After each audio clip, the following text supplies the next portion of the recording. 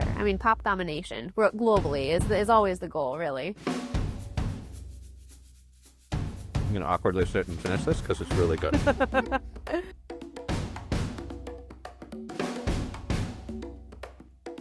Amy, you are so passionate about cake pops.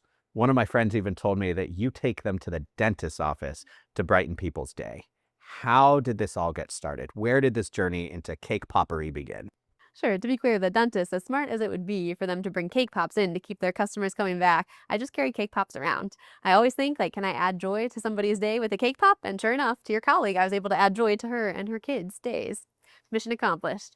But yeah, the cake pops, they started about like 15 years ago or so. My mother-in-law got me a cake pop book, and I just started making them for, when my kids came around for their teachers. I would bring them into my classroom to bribe my math students.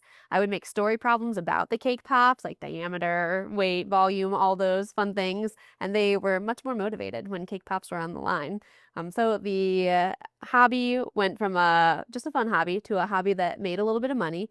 And then it turned into a side hustle, and then a side hustle that made more money, and then eventually a full-time hustle, which was something that I never dreamed would be my life. But here we are, and I'm enjoying every minute. How many people overall are involved in the business? Oh, we have about 20 or so pop artists involved in both Daisy Pops and Daisy Makes. So it's a lot of people. Most of them are part-time, but still a lot of wheels turning and ducks to keep in a row. Okay, so you separate the business in these two areas. Can you tell us about what the business is in both of those areas? Because we're not having this conversation just because you opened a bakery. There are many people that open bakeries. You've done a lot more than just open a bakery. Yes, it is true. So yeah, so the Daisy Pop side is the bakery side. So we make a lot of cake pops. We produce between 2,000 to 3,000 cake pops a week at the pop shop. And so in doing that, I was thinking we used to roll cake pops, like you see at Starbucks, the spherical cake pops. And that, number one, hurt my shoulders. When I got into cake popping full time, I was like, oh my gosh, like I'm a college athlete and my shoulders hurt so badly. Like there's got to be a better way to do this. So you were making these spherical, hurting yourself, probably not being that efficient with them. So what'd you do? So we changed how we made cake pops. What we did is we rolled out our dough, and then we started 3D printing tools where we could cut out our cake pops. So they're actually kind of more like cookies than the spherical cake pops that you would think. And how we did that is we started making these contraptions. So this is what we call the cutter. And then this is what we call the popper. So it pops your dough out instead of having to put your fingers in and try to poke it. And then the best part of it is actually this tray right here. So the discs, before we dip them in chocolate, we line them up vertically in this tray, and then we can insert the sticks very quickly and efficiently. Got it. So these items you 3D printed. Yes. You also patented them? We're working on a patent right now. So apparently there are other contraptions that are similar. So we're trying on it's a system working together. So we are deep into the IP world right now. They're really good. Yeah, I often say really people are good. like, I don't like cake or cake pops. I'm like, but you haven't had a Daisy Pop. No. I'm going to awkwardly sit and finish this because it's really good. Glad to hear it. So in Daisy Makes, you're actually using technology. Industry 4.0, 3D printing. Yes. Was that your first go-to when you thought of how you were going to make this tool? It was because my husband actually had a 3D printer. And when COVID hit, we started selling make-your-own cake pop kits. And the stands that we used were 3D printed. So that's kind of the entry point of 3D printing into Daisy Pops. Now, you have a lot of 3D printers. We have a lot of 3D printers. You have like 30 of them. 40. 40 of them. 40 of them. Going all the time, making these tools for others across the country. Yes. Any idea how many you've made so far? How many people are using your invented technology? That's a great question. So we officially started selling them in April through the Daisy Makes name. And since then, I'll say we've had about 13 or 14,000 orders. And people are ordering a lot of things on one order. So it has been a lot of these tools that have shipped globally, which has been really fun to see. We truly did not expect Daisy Makes to take off the way it has. It's already about like 3 to 4 times the size of Daisy Pops, and it's less than a year old. So it's just something we were not necessarily ready for. What are the biggest challenges that you face growing this business or have faced growing this business? Oh, yeah. I mean, growing a business, it's always full of challenges, I would say.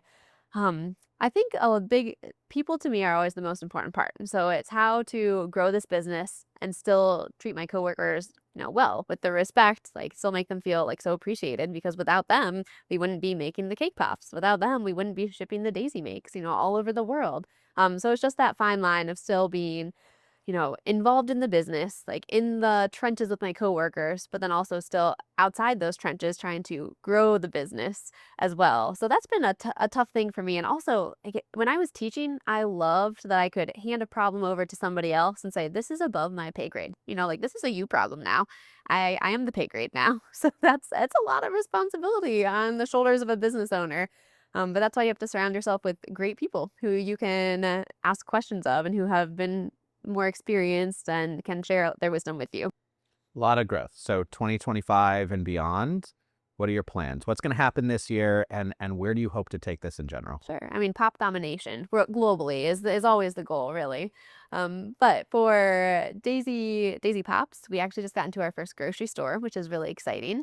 So looking at expanding our wholesaling with the cake pops, and then Daisy Makes also kind of wholesaling would be a goal as well. What's that going to take for you in the business? More 3D printers.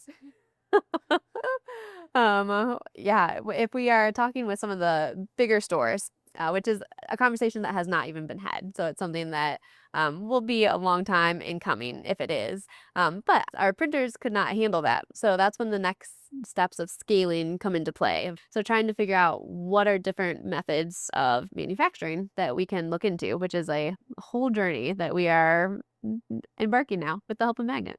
What advice would you give to others who are going into businesses with physical products and manufacturing involved?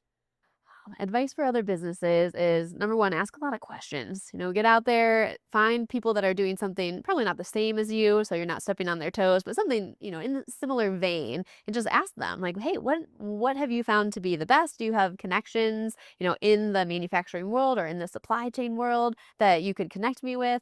And also, do you have other people, that would just be willing to answer questions. That's how I always operate, even from the very beginning, is just ask question after question after question to people who are a lot smarter and more experienced than I am. You've engaged in the ecosystem in Northeast Ohio for support on various items. Yes. In fact, you've pitched at our pitch competition and did extremely well. Thank you. Tell us about that ecosystem and how you've plugged in and how it supported you. Yeah, so the ecosystem here has been great. I've gone through many business programs, and just knowing the people in those programs have been so helpful because they are all experts in their own fields. And even if it's not an expert in manufacturing, they will usually know somebody that can help me out in that regard. So knowing the people to go to has been so helpful in this region. And then also just being involved with Magnet has truly been a game changer for me. And it's because I know somebody who's on the Magnet team that has always encouraged me, saying, Amy, you should reach out to Magnet. Maybe we could help you with this or this. And at first I was like, I don't know, it's just cake pops, like how does that help? But now that we've gotten more into this, I'm like, oh yes. So actually when I pitched at Magnet, I had never pitched before in my life. So I was like, okay, like how do we do this? So I had to look up, how do you make a pitch deck? So, just so many new experiences and things that I learned because of going through that process, which was great. So now I know how to do it. And you did so wonderfully in your first try, which is, I think, just an omen for how your business takes off here. I think it's really awesome. And what are your hopes and dreams for this business? Hopes and dreams for this business with Daisy Pops, I always say our goal is to spread joy with cake pops. On the Daisy Make side, it's also still to spread joy with cake pops. But the best thing that other pop artists who have used our tools has been, they say like, hey, we actually hated making cake pops because it was so much time. We could never actually make money off of it because it took us too much time. Like with your tools though, we can go triply as fast. It's efficient and it's consistent and they come out the same every time. So we've actually added cake pops back onto our menu because of Daisy Makes. Wow. I know, right? Wow. So you're enabling them either to do something they love or to better their lives because of this. Yeah, indeed. In fact, when we started making these tools, my dad, he was like, "Aren't you like shooting yourself in the foot, Amy?" He's like, "If you want to sell your cake pops, why are you helping other cake poppers sell their cake pops? And like, won't it kind of cause a conflict of interest?" I'm like, "Well, I mean, it might, honestly." I was like, "But if those cake pop businesses grow and get better and better and better and make more and more cake pops, guess where they're getting their supplies from? From Daisy Makes." So as my wise husband always says, he's like, "Hey, in a gold rush, like you don't want to be digging for gold. You wanna be making the shovels." So that's what we're doing here at Daisy Makes.